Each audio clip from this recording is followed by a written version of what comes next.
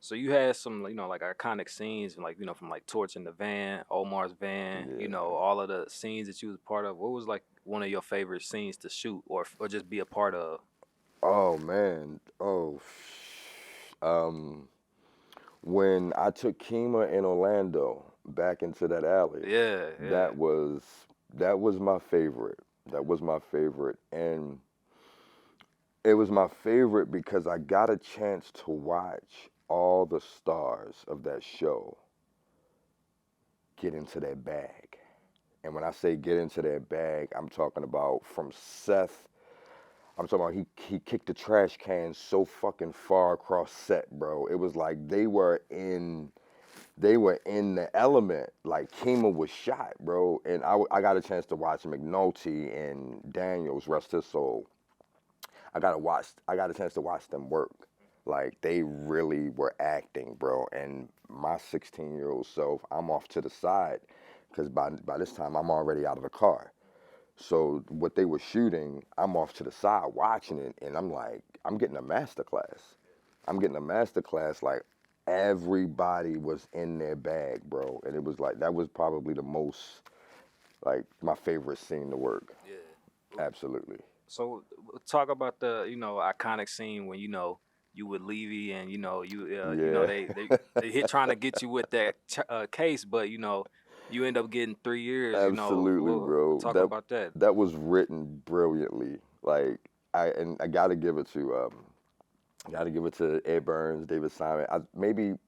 Robert, rest his soul, Robert Colesbury. He might have even had something to do with that writing that episode. But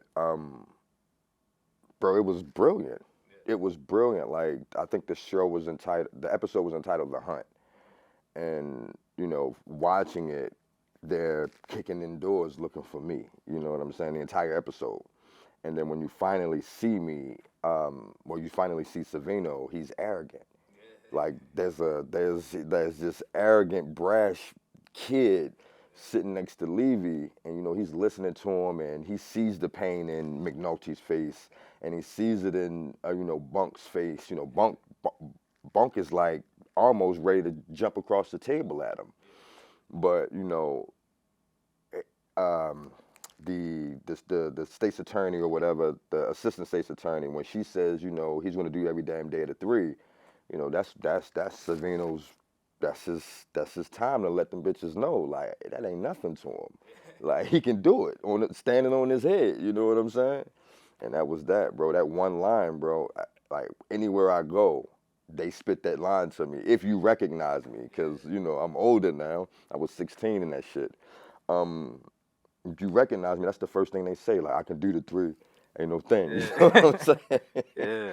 So it is what it is, bro. I'm like, if I never do anything else, I'm satisfied because I'm a part of one of the greatest television shows on TV.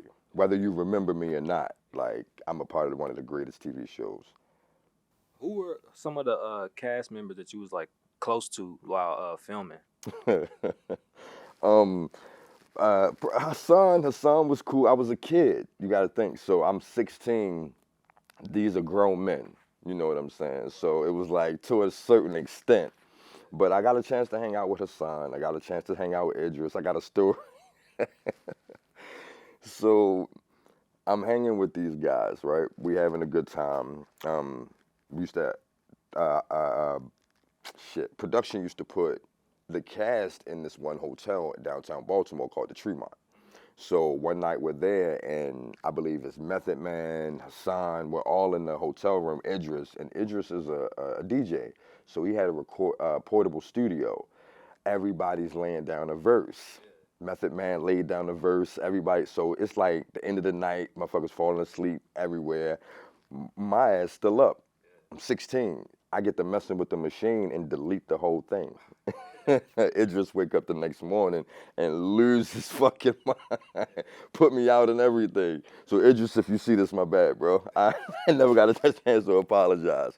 You feel me? But yeah, that's like, uh, I was 16, bro. So that you gotta think they were grown men. They fuck with me, but it was to a certain extent, you know. So kind of like touching on Idris, did you know like or like how shocking was it to see like him and like McNulty like in real life have actual like accents, and then on the show they talking like they from Baltimore. So Idris never talked like he was from Baltimore. He tried. It was he tried, but he never talked like he was from Baltimore. You can kind of hear it, but he was just so good at it. It was just like fuck it. We heard a little say you Haitian or some shit. But McNulty, it wasn't until I want to say the last season when I really realized that, because I worked with him, but I never really got a chance to work with him and hear him talk outside of work. So I always heard him, I guess, do the Baltimore thing. It wasn't until he directed my final episode where I actually was like, oh shit, like he's like he got an accent. Like it wasn't until then because he wasn't filming and he was directing us, and he directed the episode where Omar kills me, and that was my final time to get a chance to work with Mike and all of that. But it was kind of weird. It was kind of weird, especially with Idris. It was weird. Yeah. So unfortunately, there's been a lot of actors who have passed on, from the wire. You talked about Lance and Yeah, Lance Robert Reddick. Chu. Yeah, Prop What, Joe. what was your relationship with them, and like what do you like remember about them? Being on set with them. Um, Lance, seeing Lance on set was always it always stood out to me because Lance was a tall guy. So even though he wasn't very big, he was slim, he still seemed larger than life.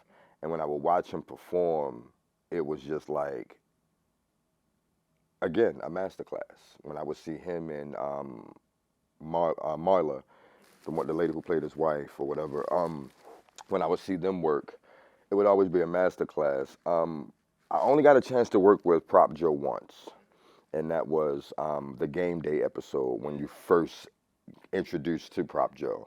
It's the only time I got a chance to work with him. I've heard about him because he's a legend in Baltimore, as far as the theater world. He's definitely a legend. Mike,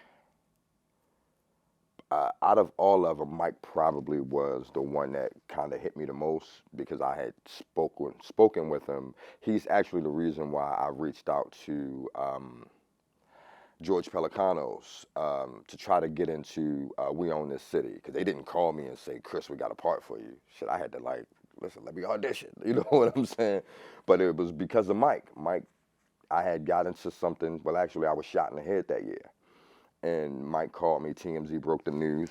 And Mike called me and was like, bro, I don't know if you're trying to die there or what, but, let's get you some work. And he told me that. He said, David and George and them got a show coming back to the city about the, disgraced cops. Try to see if you can get in there. And sure enough, I got me a little part, and We Own This City. Did 4 episodes. So Mike, us losing Mike was the biggest.